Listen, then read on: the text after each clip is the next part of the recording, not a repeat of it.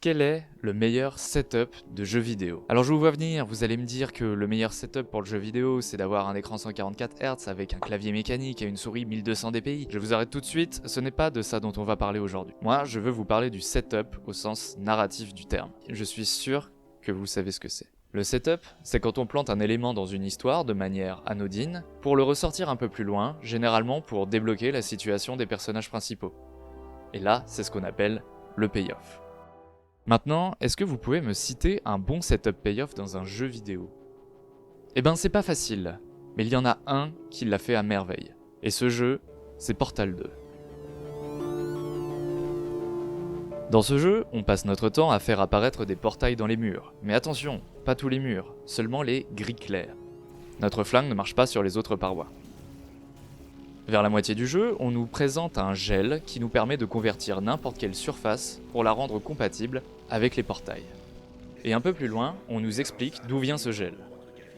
La compta m'a dit qu'on n'avait pas les moyens d'acheter pour 70 millions de rochers lunaires.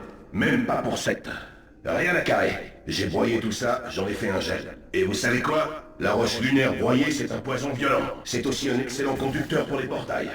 Et oui, en réalité, il est fabriqué avec de la pierre lunaire. Une information sympathique qui ajoute une note de science-fiction à l'univers et qui vient justifier une mécanique de jeu somme toute assez arbitraire. On pourrait penser que c'est déjà très bien, et on range l'information dans un coin de notre tête. Mais ce n'est pas tout, car c'est aussi un setup pour plus tard. Beaucoup plus tard. À la fin de l'histoire, on affronte Whitley, une IA démoniaque. Par un tour de passe-passe, le jeu nous force à poser un portail juste en dessous de lui. On se prend une explosion, on est toujours en vie, immobilisé au sol.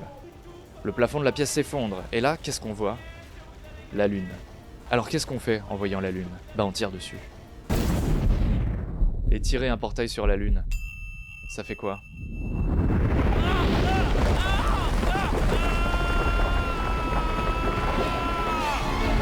L'espace! Et là, on a un joli payoff à notre setup. C'est génial, parce que c'est la personne qui joue qui fait l'action décisive. Et si elle a été attentive à la narration, elle sait même avant de le faire pourquoi il faut tirer sur la lune. C'est la personne qui joue qui fait le payoff du setup. Et j'ai beau chercher, je vois pas d'autres jeux vidéo qui fassent d'aussi beaux setup payoff. Voire, je vois pas trop de jeux vidéo qui utilisent des setup payoff tout court. Alors si vous avez des bons exemples de jeux vidéo qui font des setup payoff, n'hésitez pas à me les mettre en commentaire, ça m'intéresse vraiment. Parce que autant on en voit tout le temps au cinéma, autant j'ai l'impression que dans le jeu vidéo, on en voit pas tant que ça.